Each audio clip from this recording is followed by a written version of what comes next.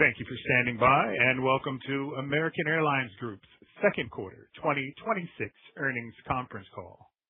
Currently, all participants are in a listen-only mode. After the speaker's presentation, there will be a question-and-answer session. To ask a question during the session, you will need to press star 11 on your telephone. To remove yourself from the queue, you may press star 11 again. I would now like to hand the call over to Neil Russell, Vice President, Investor Relations. Please go ahead. Thanks, Latif. Good morning, everyone, and welcome to the American Airlines earnings conference call. On the call with prepared remarks, we have our Chief Executive Officer, Robert Isom, our Chief Commercial Officer, Nat Pieper, and our Chief Financial Officer, Devon May. In addition, we have a number of senior executives in the room this morning for the Q&A session. After our prepared remarks, we will open the call for analyst questions, followed by questions from the media. To get in as many questions as possible, please limit yourself to one question and one follow-up. Before we begin, please note that today's call contains forward-looking statements, including statements concerning future events, costs, forecasts of capacity, and fleet plans. These statements represent our predictions and expectations of future events, but numerous risks and uncertainties could cause actual results to differ from those projected.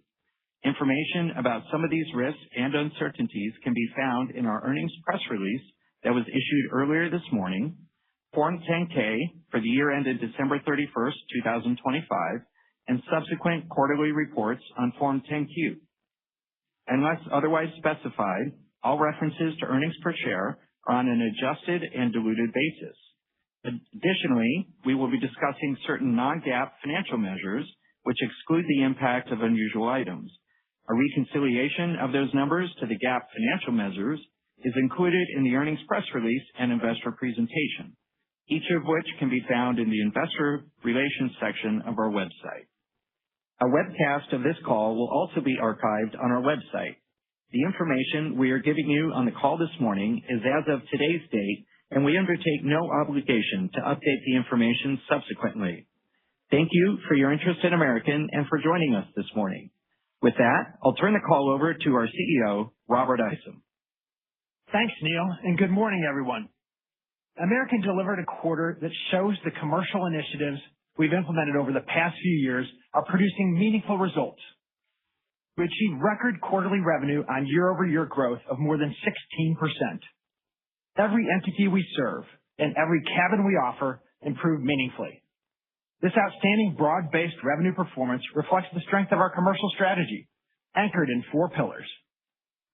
Elevate the customer experience, grow the global network, drive premium revenue, and lead in loyalty. Executing solidly on that strategy in the second quarter helped offset nearly 50% of the $2.2 billion year-over-year increase in fuel expense. We remained focused on efficiency in the second quarter and held non-fuel year-over-year unit cost growth to under 3%. We've built the airline to succeed in any environment and are pleased to report that we ended the second quarter with over $11 billion in available liquidity. Our revenue results this quarter continue to build on the momentum we've gained over the past few years, with significant progress across each of our 4 pillars. Being a premium global airline means delivering an outstanding customer experience in the air and on the ground. In the quarter, we announced or delivered enhancements on all fronts in our app, elevated food and beverage offerings, new and retrofitted aircraft, and especially new and refreshed lounges. American continues to lead the industry with the most premium lounges and will further expand our lounge footprint in New York and Dallas-Fort Worth. These enhancements are further supported by stronger operational performance.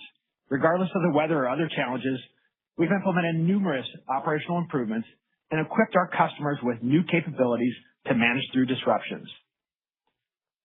Our global network is rooted in having the most comprehensive footprint in North America. And after years of constrained growth, we've regained share in all of our hubs and gateways by reestablishing our presence in Chicago O'Hare, growing in Philadelphia and Phoenix, and flying our largest schedules ever in DFW and Miami. The work in customer experience and the return of our network has produced the intended results, winning back high-value customers and setting the stage for premium revenue growth.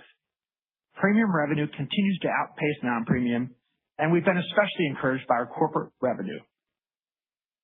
All that leads to a loyal customer base. The Advantage program is already the industry's largest, and we saw enrollments grow at record rates again in the second quarter. No doubt some of that growth is due to the launch of our new co-brand relationship with Citi and the superior utility that our offerings provide our customers. They clearly like what they're seeing. We believe the macro environment positions American well, not only for the third quarter and the remainder of this year, but also the longer term. The revenue environment remains positive for the industry as demand for air travel remains strong. Consumer spending remains resilient, underpinned by a healthy labor market and a sustained preference for travel relative to other discretionary categories. The price of air travel remains a bargain. Demand is showing up broadly across all cabins, and real airfares are still lower than in 2019. Lastly, the industry capacity setup is constructive for American Airlines. With industry supply and demand in better balance and a strategy that is delivering as promised, we're confident American has the most upside over the longer term. None of the progress we've made in the second quarter would be possible without the efforts of the American Airlines team. And I want to thank each of them for the commitment to excellence that makes American a premium global airline, one that flies more customers every year than any other airline in the world. Looking ahead, we expect demand to remain strong and our commercial execution to keep improving through the back half of the year. Even against an expected nearly $6 billion year-over-year fuel headwind, we anticipate full-year adjusted earnings to be break-even at the midpoint of our guidance range. We believe our strong revenue momentum, on top of an efficient cost base, will continue to drive progress over time. And as fuel prices normalize, American is poised to deliver expanded margins, sustained free cash flow, a stronger balance sheet, and increased value to our shareholders. I look forward to the back half of 2026, and I'm especially excited for what we see as we look ahead to 2027 and beyond. With that, I'll turn it over to Nat to walk through the revenue results and the progress we've made across each of our four commercial pillars. Thank you, Robert. Before I begin, I want to thank our 130,000 team members, especially our operations team, for taking care of our customers during a very busy summer. Revenue growth in the quarter came in at the high end of our initial guidance, with total revenue increasing 16.3% year over year. Revenue strength was broad-based, reflecting robust demand for our product and an improving pricing environment. Geographically, all regions exceeded our initial expectations during the quarter. Domestic unit revenue increased nearly 11% year over year, with Washington National, Dallas-Fort Worth, and Los Angeles the standouts. Atlantic unit revenue was up approximately 9% year over year, led by London. Pacific unit revenue increased 15% year over year, with Japan performance noteworthy. And finally, Latin America unit revenue was up approximately 7% year over year, keyed by recovery of Mexico beach demand. Across the commercial division, we remain focused on executing our four-pillar strategy. The first pillar is elevate the customer experience. In the second quarter, we saw further evidence that our customer experience commitment is resonating. Total NPS increased 5 points year over year, and for on-time flights, NPS improved for the 15th time in 17 months. American also achieved a 7% year-over-year improvement in the ACSI survey, one of the strongest gains in the industry. In May, we announced plans to install Starlink, the most advanced high-speed Wi-Fi, on our fleet beginning in 2027. Connectivity is increasingly important to customers, and investments like this strengthen our competitive position. Demand for premium continues to be strong. We're growing our premium capacity through new deliveries of Boeing 787-9 and Airbus A321XLR aircraft, and by executing fleet retrofit programs on our 777-300s, 777-200s, A320s, and A319s. During the quarter, American increased lie-flat and premium economy capacity nearly twice as fast as main cabin capacity. These initiatives help us capture higher margin demand while offering more premium seats than any other carrier. Our next pillar is grow the global network.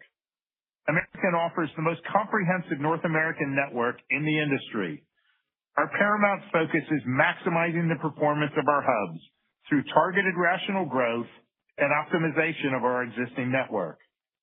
In April, we made significant changes to the bank structure at our largest hub, Dallas-Fort Worth. The rebank schedule is driving real improvements. Misconnects across the system are down nearly 25% year over year. Satisfaction scores are up, and DFW unit revenue outperformed our system average by approximately 4 points. We also bolstered our position in high-demand international markets in the quarter. We launched new routes this spring, including Budapest and Prague from Philadelphia and Athens from DFW. We also reinforced our industry-leading Latin America network as American became the first U.S. carrier to resume service to Venezuela, with flights to both Caracas and Maracaibo. Our hearts go out to the people of Venezuela following the recent earthquakes, and we remain committed to supporting recovery efforts. Our third pillar is drive premium revenue. Premium unit revenue increased more than 13% year over year, driven by strong leisure and corporate demand across all entities. Main cabin demand was solid. Unit revenue increased nearly 9% and accelerated during the quarter. We also saw a 5-point increase in upsell rates from basic economy to main cabin for tickets sold in the second quarter, following enhancements to our product attributes. These results demonstrate the effectiveness of our initiatives in driving higher value customer choices and stronger revenue performance. Corporate demand remained strong in the second quarter. American's managed corporate revenue was up 26% over the prior year, marking our 5th consecutive quarter of double-digit growth. Revenue performance with small and medium businesses and TMCs also surged in the quarter. Our final strategic pillar is lead in loyalty. The industry-leading Advantage program provides the best redemption value for its members. Advantage program enrollments increased more than 30% year over year during the second quarter, surpassing the record growth we achieved in the first quarter. Our biggest enrollment growth occurred in New York City, Chicago, and Los Angeles, and we saw substantial international growth as well. Our exclusive Citi co-branded credit card partnership is also essential to our loyalty offering. In the second quarter, card performance remained encouraging, with spend across our portfolio growing 8% year over year. To close, we remain wholly focused on building a stronger airline for our customers and for our team members. We are on the right track with our 4-pillar commercial strategy. The progress we are seeing across customer experience, network, premium revenue, and loyalty gives us confidence that the investments we are making today are enhancing our business and positioning us for long-term value creation. I'll now hand it off to Devon to walk through our financial performance and outlook. Thank you, Nat, and thanks to the entire American team for delivering another quarter of record revenue in this volatile fuel environment. In the second quarter, fuel expense increased by over $2.2 billion, or 83% year over year. Despite that unprecedented headwind, American was able to recover nearly half of the increase with the strong revenue performance in the quarter. Since the beginning of July, expected third quarter fuel expense has increased by more than $700 million for the quarter and nearly $1.6 billion for the remainder of the year. Even in the last week, our fuel forecast has increased $230 million in the third quarter and nearly $550 million for the remainder of the year. Based on the forward curve, as of July 21st, we expect an average fuel price of approximately $3.75 per gallon in the third quarter, resulting in a $1.7 billion year-over-year increase in fuel expense in the quarter. Our third quarter capacity is now expected to be up 3 to 5% year-over-year, approximately 2 points lower at the midpoint than our original plan due to the elevated fuel prices. We will continue to evaluate capacity levels based on both fuel prices and demand trends. We expect third quarter CASM-ex to increase 2.5 to 4.5% year over year. CASM-ex in the quarter is slightly elevated due to the capacity reductions we have made in response to fuel volatility. We continue to benefit from our multi-year effort to drive efficiencies throughout our business. Investments in technology, procurement, and process improvements are driving higher productivity and significant savings that have allowed us to consistently outperform our peers on CASM-ex results. As Nat discussed, demand and pricing trends remain strong across the network and support our expectation for third quarter revenue growth of 16 to 19% year-over-year. Unit revenue is expected to be stronger year-over-year in Q3 and Q4 than what we achieved in Q2. We expect fuel prices to remain volatile and have slightly widened our guidance ranges accordingly. For the third quarter, we are guiding to an adjusted loss per diluted share of 70 cents to 10 cents, and we are adjusting our full year guidance to between a loss of 65 cents to a profit of 65 cents per diluted share. Just 3 weeks ago, we were expecting to guide to full year pre-tax earnings approaching $1.5 billion, approximately 4 times our 2025 pre-tax income. The current fuel curve has dampened our near-term expectations, but longer term, we fully expect that our revenue performance and continued cost execution will result in material margin expansion when fuel prices normalize. Turning briefly to fleet and capital expenditures. We expect to take 48 new aircraft this year, and we continue to expect approximately $4 billion of capital expenditures. Our fleet retrofit programs remain on schedule and support our strategy to expand premium seating and improve the customer experience.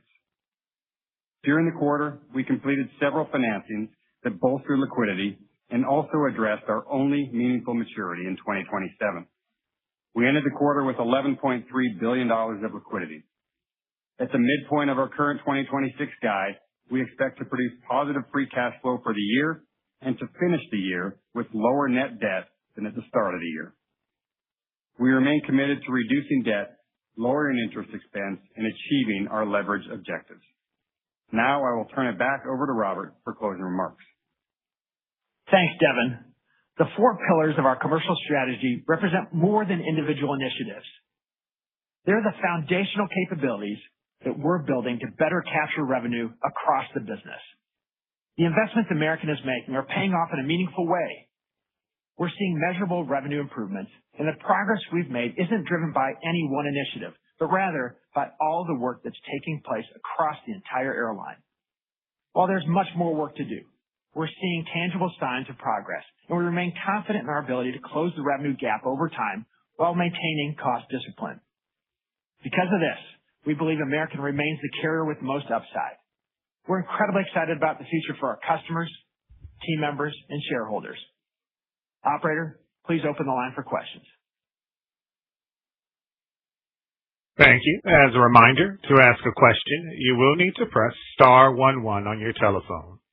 To remove yourself from the queue, you may press star 11 again. To allow everyone the opportunity to participate, you will be limited to 1 question and 1 follow-up. Please stand by while we compile the Q&A roster.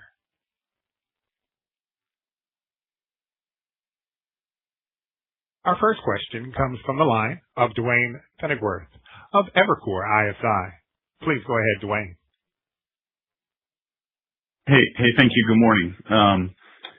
Obviously, this fuel curve is not how anyone would have drawn up the year. Acknowledging that and the underlying volatility, the number 1 question we hear from investors is, why isn't the low margin producer cutting capacity? Why isn't there a greater sense of urgency?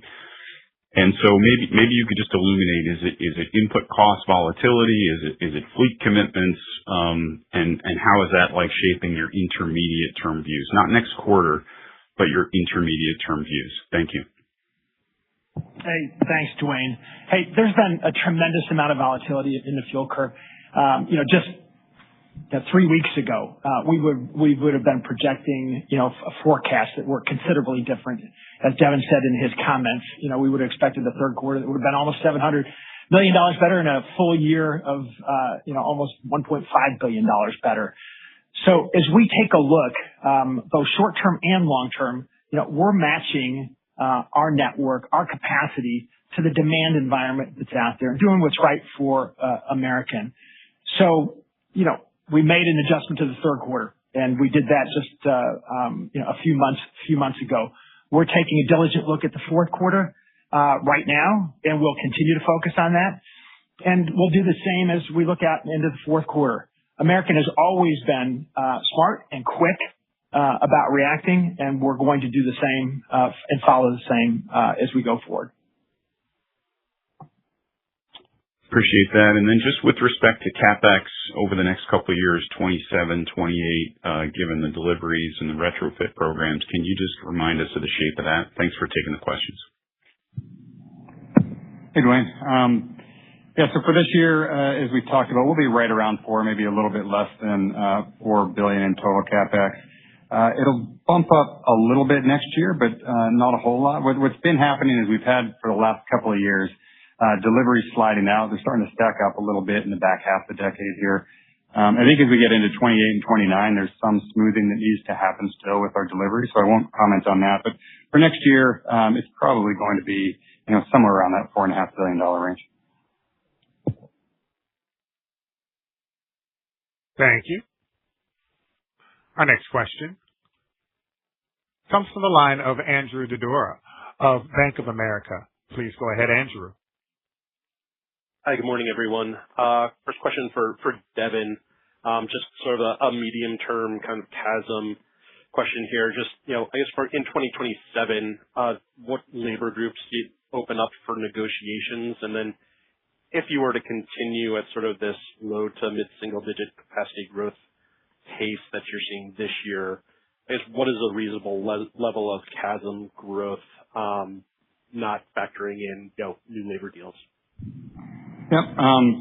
We do have the pilot agreement that becomes amendable in August of 2027. Our pilots do get a increase in January of 2027. So that'll be kind of part of our base forecast for our costs next year. What we've been saying pretty consistently is that we have a fleet plan that allows us to grow up to mid-single digits. Now, how we actually grow is going to be dependent on the fuel environment, the demand environment that we're seeing out there. But the fleet plan would allow us to grow mid-single digits. And if we grew at that rate, you should expect CASM-ex to grow at around low single digits. Now, if we pull the growth rate down a little bit, CASM will come up a bit. But that's just something that would happen naturally as we adjust capacity levels. Overall, though, managing unit cost is something that we are great at. We have been working on these long-term efficiency initiatives that allowed us to be best-in-class producer of costs on our capacity production, and we expect to continue to do that. Got it. Thanks, Devin. And just maybe Nat on transatlantic here. I think we were maybe a little bit aggressive across everybody on transatlantic kind of RASM growth in 2Q. As one, I guess, what are you seeing in that market? Based on the booking curve, should this continue to improve? And any color that you have on other regions as we go through peak summer would be helpful. Thank you. Sure, Andrew. Thanks for the question. In the Atlantic, so much of that for us is about London and about Heathrow. And our unit revenue in London was up 20% in the quarter. We're allocating our most premium aircraft to that market, most premium market in the world. And it's a smaller airplane, but we're really seeing benefits on that front. And then across the Atlantic, more broadly through the second quarter and into the third, we're seeing good results in the entity. Our new routes are hitting our projections and our targets. We've upgauged a bunch of capacity there. It's kind of one of the irrefutable rules, at least in the business when I started. You put every wide-body airplane you have across the Atlantic in the summer, and that certainly is holding true here. So consistent with our competitors, good performance in that entity. Quickly bounce into the other ones. Latin America was a highlight for us in Q2. Revenue performance pretty good from a Mexico perspective. Central America was strong as well. And we continue to add to our industry-leading Latin America franchise out of Miami. Venezuela service we restarted and really pleased about that. And then lastly, on the Pacific, great results there. Unit revenue 15%, and that's all about Japan. That market continues to be terrific.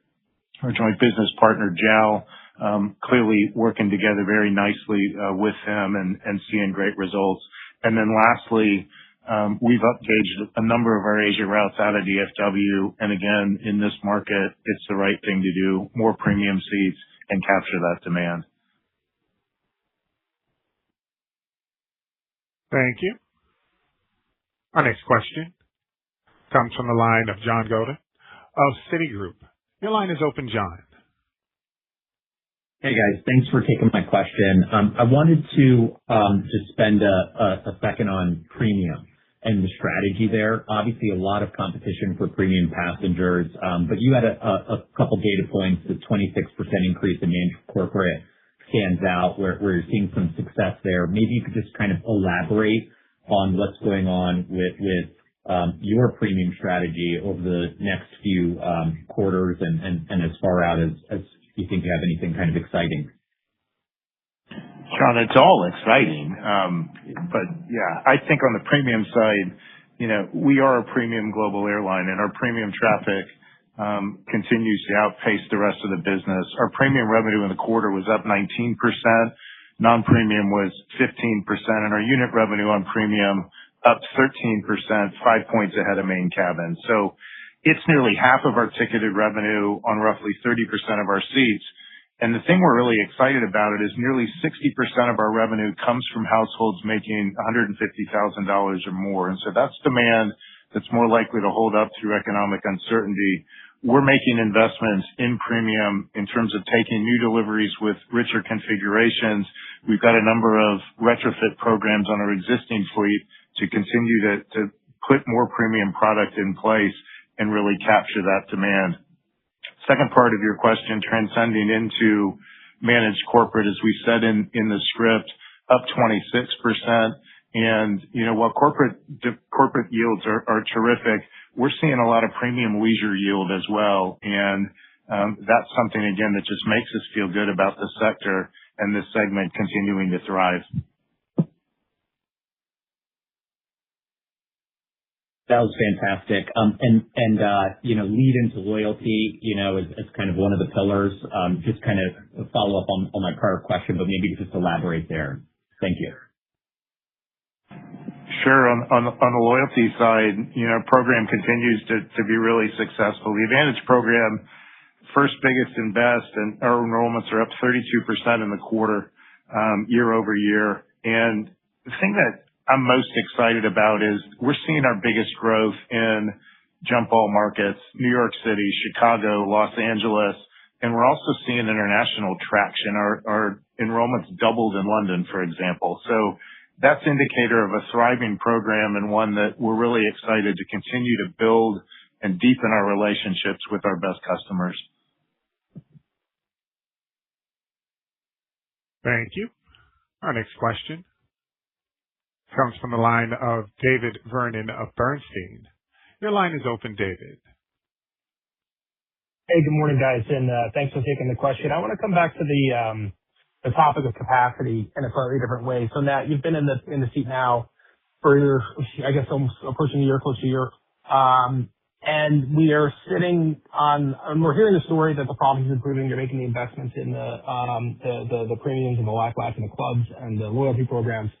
But is there anything that you can see as you're looking at the network that if you were to shape the network differently, maybe not grow it, maybe trim it in some areas, that would lead to some better financial outcomes? Because a lot of investors are still really struggling with this idea that these changes are being made, the premium revenue is being earned, but we're still seeing such a huge gap in financial performance. And I'm just wondering if the size of the network is something that you've kind of taken a structured review of, and what your thoughts are there.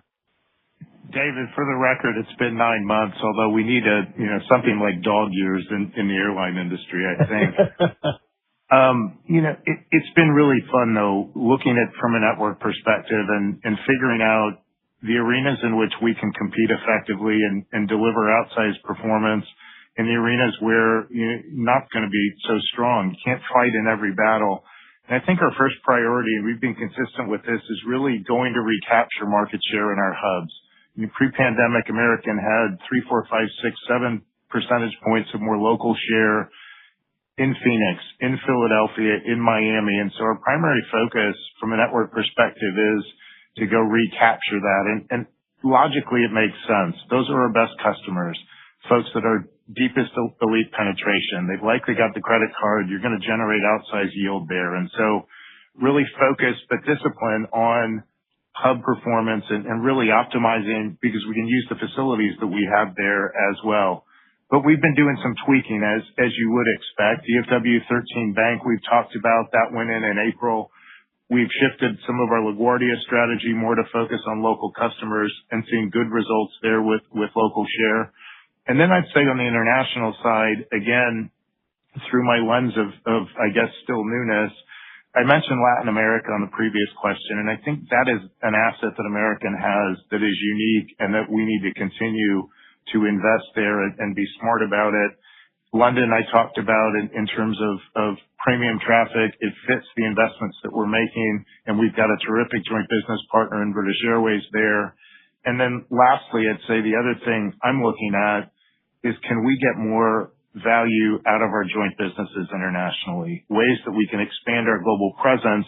We're going to grow internationally, as we've talked about, but there's also ways to improve your financial performance and deepen your presence, and that's really doing things effectively with your partners. The last thing I would say is that American's going to be rational. We know that, from a capacity perspective, direct correlation to revenue performance. We understand all of that, and really it's being selective and competing in the markets in which we think we can win. Okay, I guess I'm not hearing a lot of you've seen some areas that are in maybe some of the smaller regional markets or something like that where maybe it doesn't make sense to deploy the capital. I guess I'm just wondering, if you looked at it on a truly replacement cost basis, right, does it make sense to be as big as you are? Or could you maybe trim the network, free up some capital to further accelerate some of the balance sheet repair? No, it's a good question. And I think, again, we've got 9-10 hubs, right? We've got hubs that really have local market presence. We've got hubs that really are connecting flows, and then some that are hybrids. Charlotte is a market that we have optimized and done some trimming there and reallocated capacity from that perspective. We've got hubs up and down the Northeast, as you know, and so there's some allocation and reoptimization going on there. So it isn't just a throw everything against the wall and let's see how it sticks together. We're being very targeted with what we're doing, and we're selectively cutting as well. Thank you. Our next question comes from the line of Jamie Baker of J.P. Morgan Securities. Your question, please, Jamie. Oh, good morning, everybody. So, Robert, we've discussed in the past a few times the American thesis that disparate labor costs, lie at the root of your margin deficit to Delta and United. But we've, recently seen some pretty significant harmonization on flight attendants and mechanics, at the competition. But I'm not seeing the sort of relative margin improvement at American that perhaps you were anticipating. So, I'm reluctant to beat the dead horse, but is it still the American perspective that the competition is, sort of living on borrowed labor cost time, for lack of a better term, or, has there been any evolution in how you're thinking about this, particularly, with several working groups becoming amendable next year? Hey, Jamie, thanks. Hey, and let's just be clear. We have a number of things that we're working on to address the margin gap. And, we've been putting considerable attention to improving our balance sheet, and that will reduce interest expense over time. I'm really pleased that that's in better position than it's been since 2016. You mentioned from a cost perspective, labor cost is compensation and benefits is just part of that. I'm really pleased, and you can see it in our performance, industry-leading unit cost performance. And you know what? That's with market-based wages, top of the industry wages that are already baked in across the board. We have labor cost certainty. Yes, other airlines, will remain nameless. While they may have negotiated contracts, they haven't put them in place. And if those contracts were in place, or if they had been adjusted, you would see, I think, meaningful, closure in this past quarter. That said, our focus, okay, we know we're going to be great at cost management. We know that we're going to continue to improve our balance sheet. Our focus is from a commercial perspective and generating more revenue. And that commercial, focus is on our 4 pillars, and it's all about customer experience, which you've seen the investments that we're making. And, that's included in our cost forecasts. In terms of our network, we have to have a network that is competitive where our customers want to fly. The constraints that we dealt with. We're not being, certainly we're being mindful of the industry and capacity as a whole, but we've got to be competitive in places that have been historically, part of our network. Premium revenue, you see the impact from that perspective, both from a corporate perspective and overall premium yields. And, the Citi deal is now just kicking in. So the upside for American is still there. Yes, labor costs, are one component. But the real upside for American is from revenue production. And you know what? Others are going to have cost inflation issues. I feel really comfortable about where we're headed. Okay, that's helpful, and that's actually a good segue into the second question, probably for Nat. I've been thinking about premium capacity and how individual aircraft, particularly basically wide bodies, are configured. And, obviously there are a lot of gyrations, in that regard at American at the moment. But from a high level, it looks to me like you're largely targeting fairly similar wide-body LOPAs as those of Delta and United. I guess my first question is whether you agree with that conclusion. And if you do, I'm curious how you arrived at those LOPAs, considering not all industry hubs are created equal. Obviously, you're bowled up on premium. Everybody is. But your share of some of the strongest local international markets is a little bit lighter than competitors. So I guess the question is whether it's possible you might be adding too much premium capacity. Any thoughts? Jamie, we always expect fun questions from you, and that one clearly qualifies. I think you and I could probably debate this for the next 45 minutes, and we'll spare anybody listening for us doing that. But I think, the name of the game in this is optimally matching aircraft size and characteristics to the markets that they fly. And lesson that, I learned a long time ago when combining the Northwest and Delta fleets and matching planes to routes, and it's still true today. But you've obviously got to balance that with operational complexity. We can't have a different config on every one of our 1,600 airplanes. And so your premise, if I understand it correctly, is that hubs with less local demand call for less rich configs.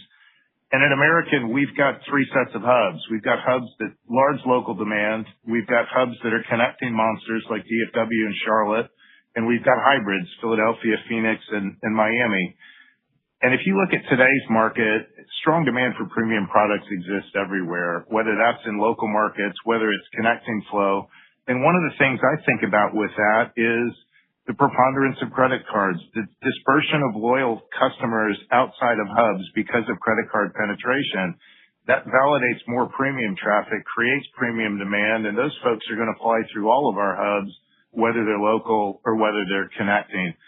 So there's always going to be markets like London, New York, the most premium market in the world, ultra premium config. And that's what we've done, as you can see, with our 787-Bs, because it's matching the best product we have to the highest yielding market.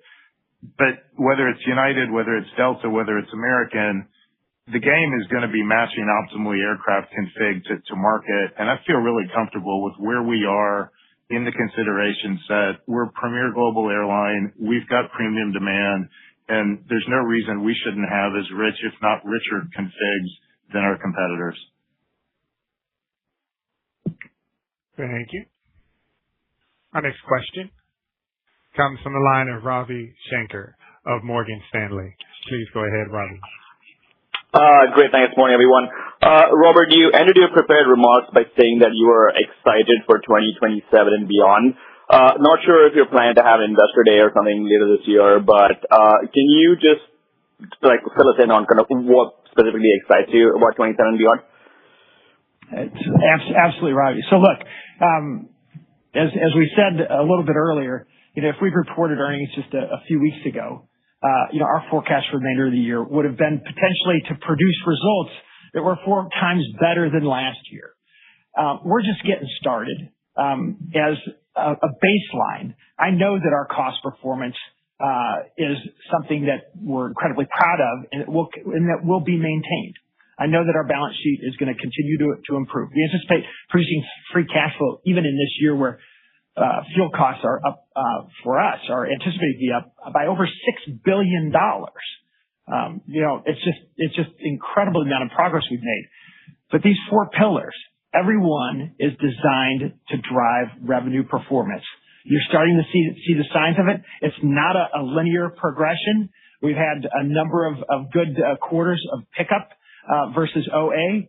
And as we take a look out into the third quarter, we anticipate better TRASM performance. And as we move out into the fourth quarter, we see similarly strong TRASM performance. That's what I see continuing on out into 2027. That's what gets me excited. And if you take a look at where American and how we're valued today, when fuel prices normalize, American's going to be the best investment out there. Understood. That's helpful. Maybe as a follow-up, how do you think about passing through jet fuel pricing now and let's say the second round of increases? Does jet fuel need to top the prior high watermark of, I think it was like $5.25 or something, or will intermediate inflation like we're seeing right now also draw another round of price increases from you guys? Well, Ravi, I'll just start with this. First off, in terms of generating revenue, we've got to give our customers something that they value, and consistent with our 4 pillars, from a customer experience perspective and a network that they appreciate, and really driving our premium product. We're intent on doing that.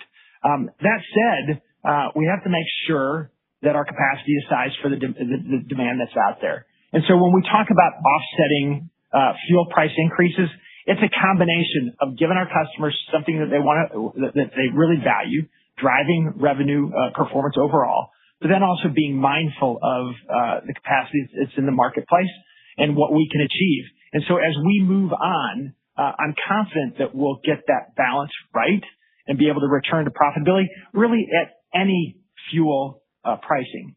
I've mentioned earlier today that I've been in the business a long time. And I remember back in 2013, 2014, when oil prices for an extended period of time were over $100 a barrel, when crude prices were over $100 a barrel. The industry and the airlines that I was part of, we found ways to be profitable. And that's the same type of attitude that we take into this. American is well poised to operate in an environment of volatility. We're set up for this. And I look forward to being able to attack the problem as we go forward. Thank you.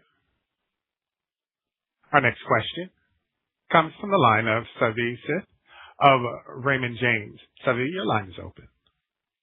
Thank you. Good morning, everyone. Just maybe in simplistic terms, I was curious if you look at the next 12 to 18 months, just how much faster will your kind of premium seat grow versus main cabin? And just any general thoughts on, if the opportunities for greater international growth are domestic, or if that should kind of continue to be balanced over the kind of the medium-term time horizon?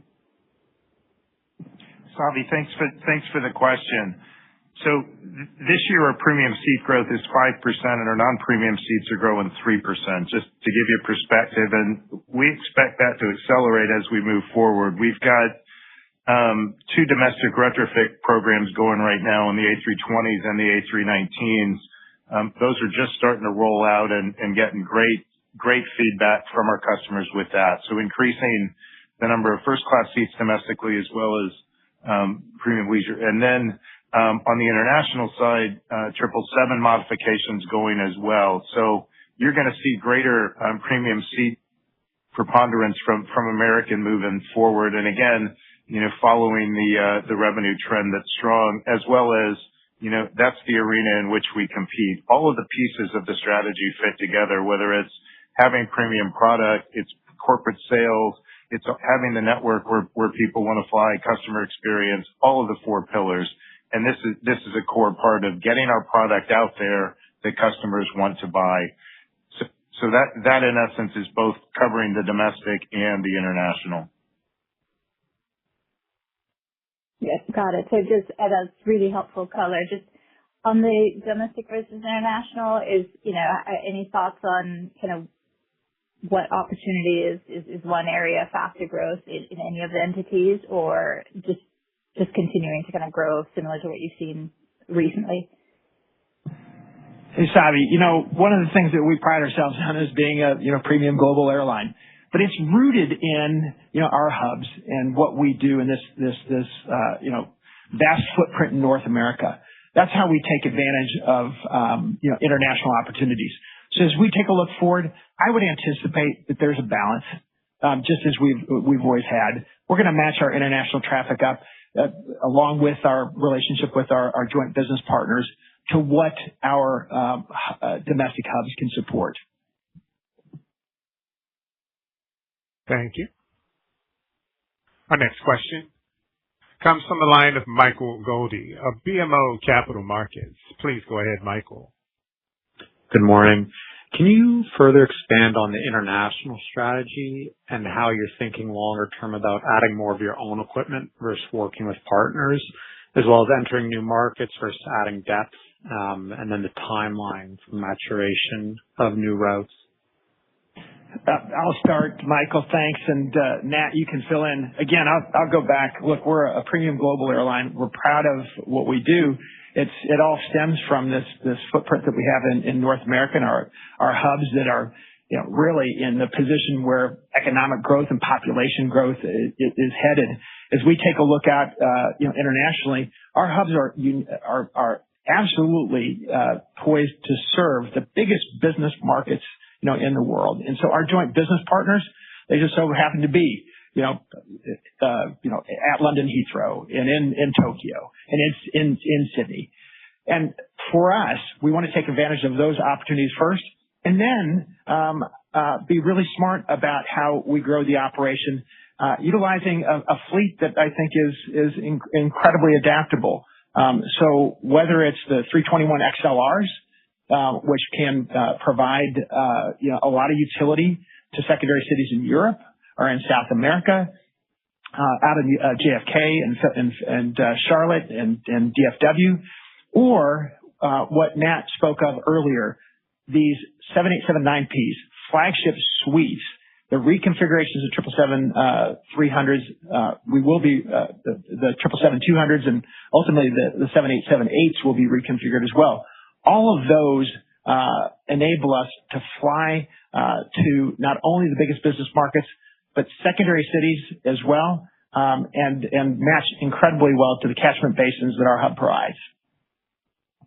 You hit most of it. I think the only thing I would add is, if you think about the facilities, Michael, that we've got coming online with DFW and the terminal expansions here, and what that's going to give us an opportunity to just increase domestic traffic to feed international routes. And then the other one I'm excited about is Los Angeles. That facility, obviously under construction, be ready to go in 2028. But American's history in Los Angeles is incredibly proud. And once we've got that facility in place, we'll have more gates than any other U.S. airline, and we're really excited to grow that.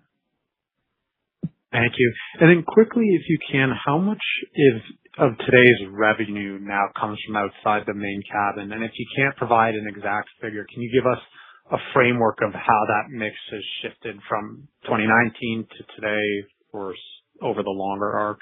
Thank you. Sure. Absolutely. About half of our revenue today, ticketed revenue today, is premium on about 30% of our seats. So it's something that's grown over time, and we'll continue to see that grow as we expand it. And that's not only business class, but obviously main cabin extra and our premium economy as well. So it's healthy, and that's why we're investing, because we think that's continuing to feed American strategy to be the premier global airline based in the U.S. Thank you. Our next question comes from the line of Michael Linenberg of Deutsche Bank. Your question, please, Michael. Oh yeah, hey, good morning everyone. Nat, just two questions to you. Obviously, Dallas had a very strong performance. You called out the unit revenue outperformance, 4 points versus the system. You also mentioned DC and LA as being standouts, and so as we sort of think through your other hubs, which were the laggards? It would suggest that, Dallas was nicely profitable, but conversely, several hubs underperformed and lost money. I don't know if you could give a ranking. Which hubs are the works in progress that were pulling down the numbers? Michael, I'd start with something my father had said to me. We love all of our hubs, just some more than others. But I think, look, we start with it as every hub we have has a strategic purpose for what we're trying to do. Previous quarters, obviously, very well publicized on what's been going on in Chicago. Chicago is strategically important to America and will continue to perform there. I think what we have is, as I said earlier to one of the questions, we've got a really good mix of hubs with strong local demand. We've got sub-hubs that are terrifically set up for connecting traffic, and then ones that have a nice balance. And the key here for American is trying to really coordinate all of that and optimize it. And that's been one of the things that I've really enjoyed in my tenure so far, and excited about how we can enhance that going forward. Okay. And then just second again to you, Nat, on commercial. The co-spend or the co-brand spend up 8%, fairly consistent what we've seen over the last few quarters. I mean, that's a good number. But it does lag your peers, which have been in the double-digit territory. And I'm curious, is that an engagement issue? Is it a demographic issue? Maybe it's a basing issue, but it has lagged. And I realize that you've sort of reinvigorated the card under the Citi deal. Anything that you can comment on it? Thanks. I think the calculus behind the Citi deal was to get American to really catch and be in the ballpark with where our peers are. And it's a 10-year agreement. We're in the first part of it, obviously, and learning how to work together. And we're really excited about it. The math still maintains where we were. We just need to make sure we've got that joint business aligned so that we've got the same incentives and we're working in the same direction. But I'm still excited about it. It's early stage. Thank you. Our next question comes from the line of Catherine O'Brien of Goldman Sachs. Your question, please, Catherine. Hey, good morning. Maybe one for Devin to start off. You noted you raised some incremental capital in the quarter, and this year's key maturity is now taken care of. Has the fuel volatility this year changed the calculus on how much liquidity you want to have on hand, over the short term? And then longer term, how does it impact, I think you got like a medium-term goal of getting to around 3 turns of leverage. Any thoughts there? Yeah, we were in the market in the second quarter for some incremental financings. It wasn't a huge amount, but we did want to bolster liquidity here in the near term. So we did a little over $1 billion, around $1.3 billion of incremental financings in Q2. We'll continue to watch fuel volatility and decide if we want to go into the capital markets to raise anything else. But we haven't changed the target. And then longer term around around the balance sheet, it's still the same goals that we've had for several years here. We want to get inside $35 billion of total debt. We want to have net debt well inside of $30 billion. And we'd like to get it to a BB credit rating. To get there, we have to have net debt to EBITDA inside of 3 turns. To do that, we need some margin expansion. And like Robert's been talking about and Nat's been talking about, we think we're focused on all the right things commercially to drive that margin expansion. Might be pushed out to the right a little bit, but we think we are going to achieve these balance sheet goals here over time. Okay, great. And then we're keeping you busy on this call, Nat, but one for you. You talked about some merchandising changes that have boosted basic economy upsell. Could you just give us a little more color on what that entailed? And over the next 12 months or so, are there other merchandising efforts you're considering? And if yes, how meaningful could those be from a revenue uplift perspective? Just thought that was interesting on the 5 points increase upsell. Thanks. Katie, we offer a pretty broad range today of tailored products, from all ends of the travel spectrum, folks looking for more value-oriented trips to truly premium experiences. And as you would expect, we're always evaluating our product offering, our merchandising strategy, really to help drive higher value customer choices. And you're doing it because you want to improve the revenue performance. As you mentioned, and as we called out, we've seen really good success with our basic economy upsell, and excited at the traction we've seen there and a number of other initiatives we've got in play. We've also got an instant upgrade program that has generated some nice results too. So we see a lot more potential here in all classes of service. We see that spanning not only in main cabin, but also potentially into premium as well. We're just continuing to study it. We know we've got a really good premium product. We're focused on improving that. There's strong demand for it. And so we're always evaluating ways to merchandise it and sell to customers to meet their preferences. Thank you. Ladies and gentlemen, at this time, we will be taking media questions. Again, we will be taking media questions at this time. Please press star 11 on your telephone to ask a media question. Again, that's star 11 to ask a question.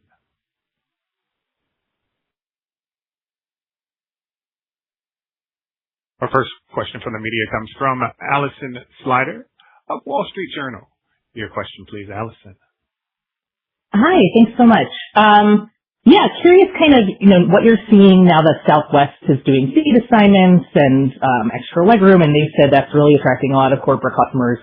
If you're kind of seeing them be a stronger competitor for those customers, or if you're seeing kind of any of your typical customers book towards Southwest. What I see, Allie, is our corporate performance is really strong. As we mentioned, managed up 26%. Our small and medium business product, Advantage Business, is up 42%. Our TMC business is up 19%. Great partnerships with Amex GBT and BCD. So we're obviously focused on share. We track so many metrics, but in terms of our corporate performance and American, in essence, we're taking share. We're not losing it. Got it. Okay, thank you. Thank you. Our next question comes from the line of Leslie Josephs of CNBC. Your question, please, Leslie. Hi, good morning, everyone. Could you tell us what percentage of your fuel is coming from the Gulf and what percentage is coming from other locations that might be more expensive? And what did you do in the quarter? What are you doing now and going forward that might be a little bit creative in terms of your fuel supplies or anything that you can do, and any details on that front, whether it's with your fleet, with capacity, with your route network, and your actual supply chain? Thanks. Hey, Leslie. We're around 65% supplied from the Gulf. There's some movement that we can do here and there to try to minimize price. I just say we have a fantastic fuel procurement team that does everything possible to ensure that we're getting the lowest price possible. In terms of just volume of burn, I think our operations team does an outstanding job ensuring that we're carrying the right amount of fuel, managing fuel burn as effectively as possible, things like single engine taxi. Longer term, you're right, the bigger levers are just how much capacity you want to produce in this environment. As we have talked about throughout the call, that's something that we've historically been really sharp on. We've made adjustments here in the third quarter, and we'll continue to make adjustments as we head into Q4. And do you know where the most expensive fuel is in your network, either domestically or internationally? It's probably on the West Coast and certain international destinations. We can probably get you a little bit more detail offline if you want. All right. Appreciate it. Thanks. Thank you. I would now like to turn the conference back to Robert Isom for closing remarks. Sir? Thanks, Latif. As we look ahead, we're encouraged by the progress we're making and the momentum we're seeing across the business. We still have a lot of work to do, but we're focused on executing on our plan, taking care of our customers, and delivering results. The future for American is bright. We've got a great team, clear strategy, and significant opportunities ahead of us. Our focus remains on execution and creating long-term value for our customers, team, and shareholders. So thanks again for joining us, and we'll get back to work. This concludes today's conference call. Thank you for participating. You may now disconnect.